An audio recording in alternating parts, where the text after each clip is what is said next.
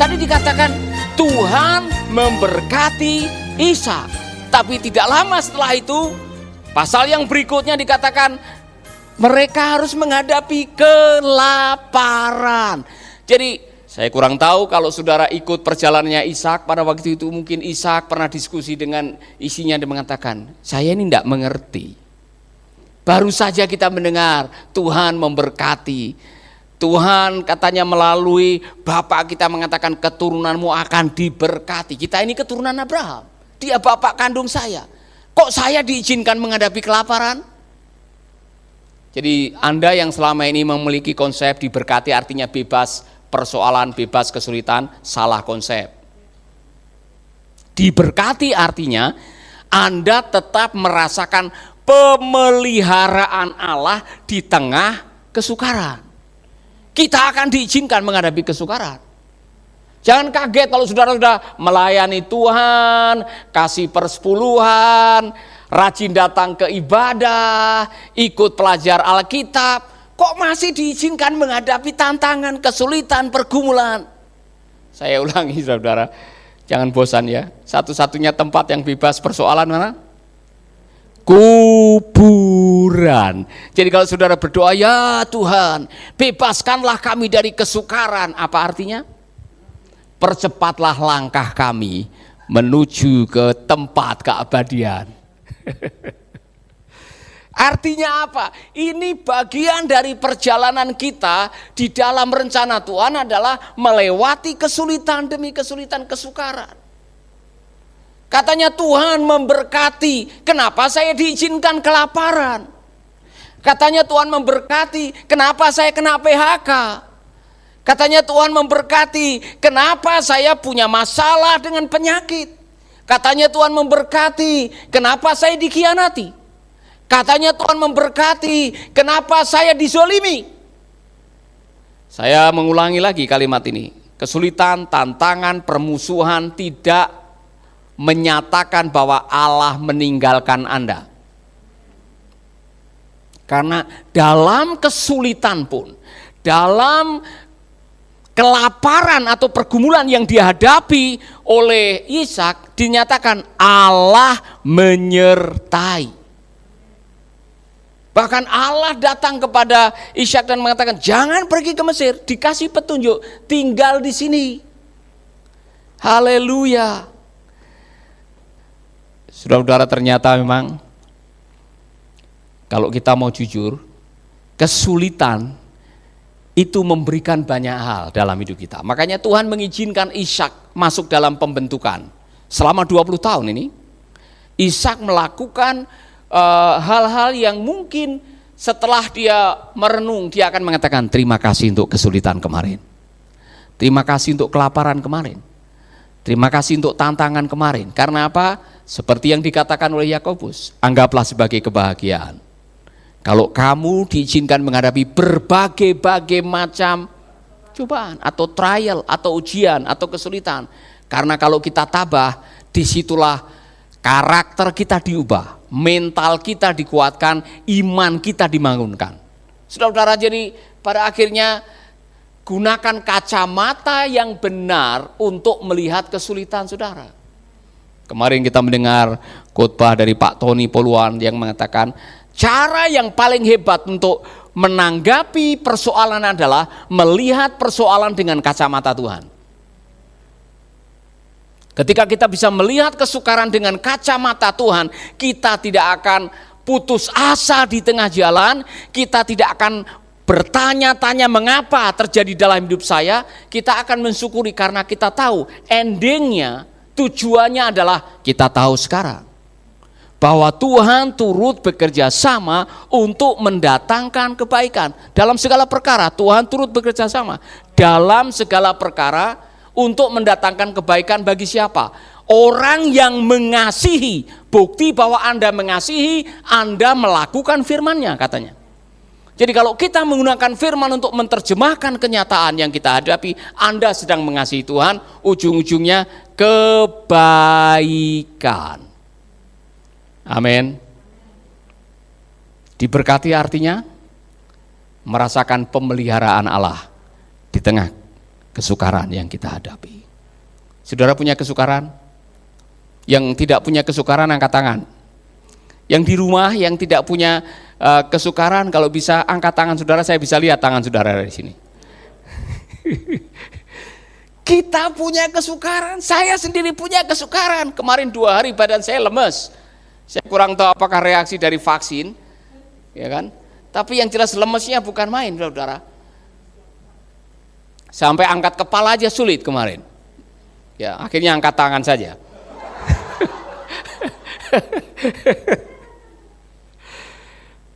Yang ketiga, apa arti diberkati?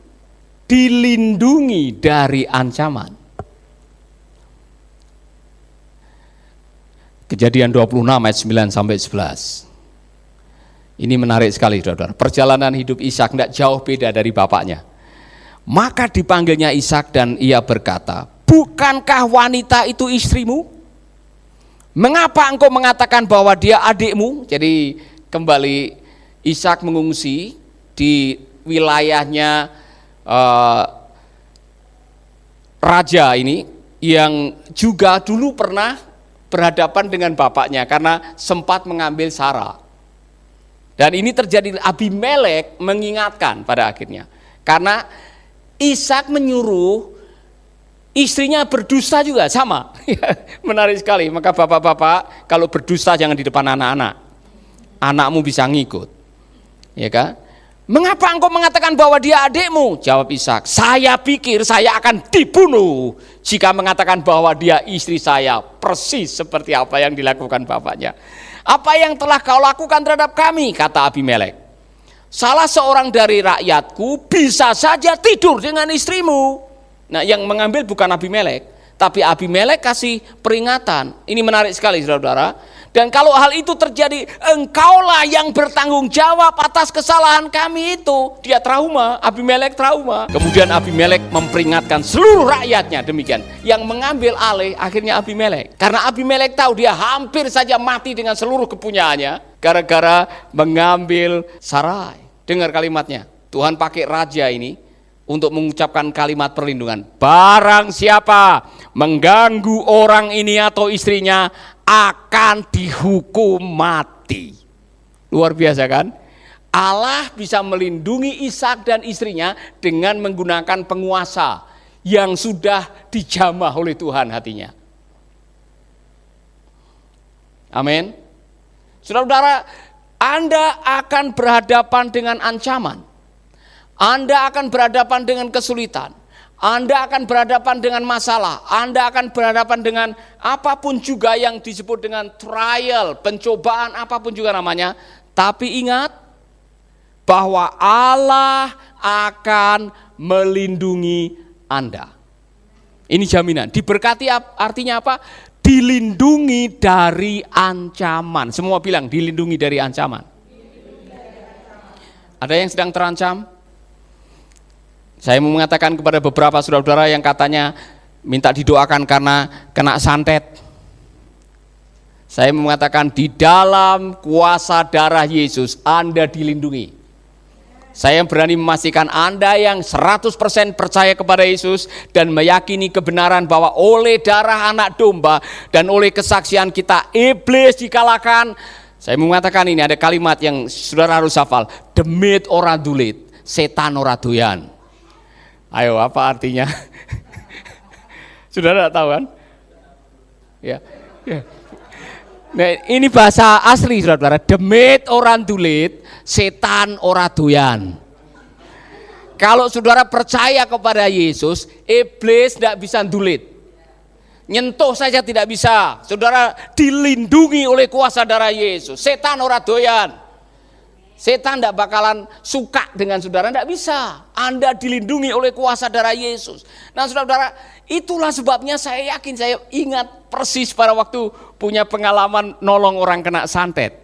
Saya mengalami perlindungan Tuhan, tapi tidak berarti tidak ada santet. Masih tetap ada yang menyantet, tetapi kita dilindungi oleh Tuhan. Ini, jadi saya pernah cerita, diminta oleh Pak Purwono untuk mendoakan adiknya namanya Supiati, yang muntah darah segar, dan setiap muntah darah segar itu ada suara meledak di atas atapnya.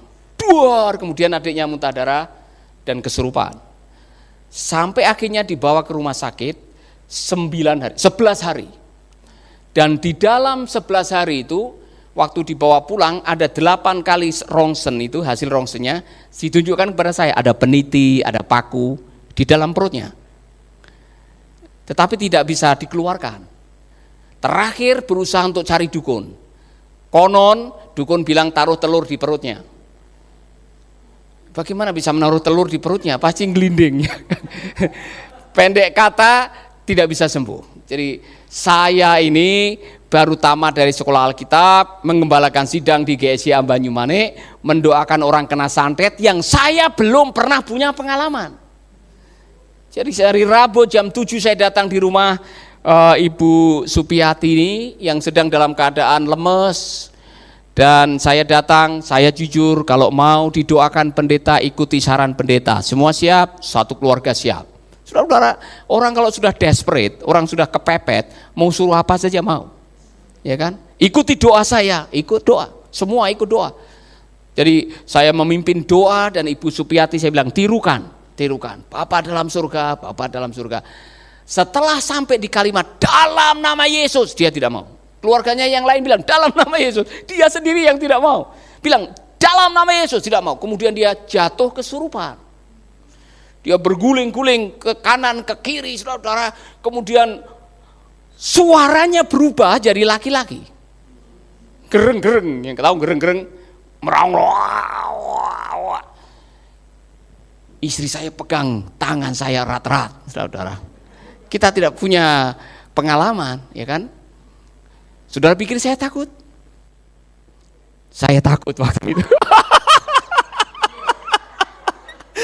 Saya menguatkan suara saya dalam nama Yesus, dalam nama Yesus. Masih tetap gereng-gereng, saudara. Ya kan? Saya pakai cara macam-macam, pencet jempol kakinya, masih belum berubah, saudara. Dalam nama Yesus. Akhirnya saya bilang, wah kok enggak ada perubahan. Ini yang saya lakukan. Saya duduk. Dalam pikiran saya berpikir, masa Tuhan suruh kita datang ke sini mau dicabik-cabik kuasa kegelapan?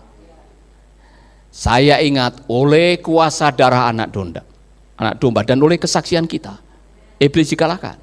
Saya nyanyi sendiri, menguatkan iman saya sendiri. Haleluya, haleluya, makin keras supaya lebih kuat. Haleluya. Ibu itu tiba-tiba sadar. Dia duduk dan mohon maaf dia pegang di sini. Pak, duduk Pak sakit di sini Pak, sakit Pak di sini Pak. Saya bilang dalam nama Yesus. Aduh Pak pindah di sini Pak. Dalam nama Yesus. Turun di sini Pak, dalam nama Yesus. Akhirnya dia minta ke kamar kecil di antara istri, keluar peniti, keluar paku. Saudara-saudara, ini pelajaran yang luar biasa. Malam hari saya pulang, mungkin jam 11, jam 12 saya mau tidur. Debbie masih kecil waktu itu. Tiba-tiba ada suara keras di atap rumah yang saya dengar. Seperti mercon. Duar. Saya bilang, siapa lempar mangkok bakso ini ya? Saya pikir ada yang lempar mangkok bakso. Pagi saya cek. Saya naik ke atas, tidak ada apa-apa. Wah, ini mereka mau mengerjain saya. Tapi saya menang. Saya merasa kekuatan. Tidak lama setelah suara itu muncul, ada Debbie punya mainan trompet. Trompet tuh taruh di atas almari, bunyi sendiri.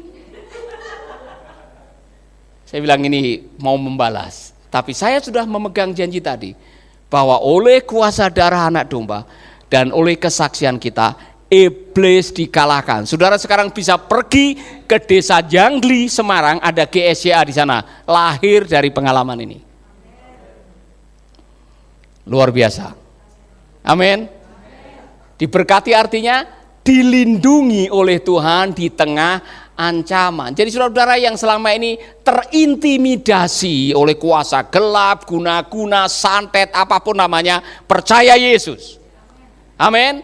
Percaya Yesus karena Yesus mengatakan, aku menyertai kamu sampai kesudahan zaman.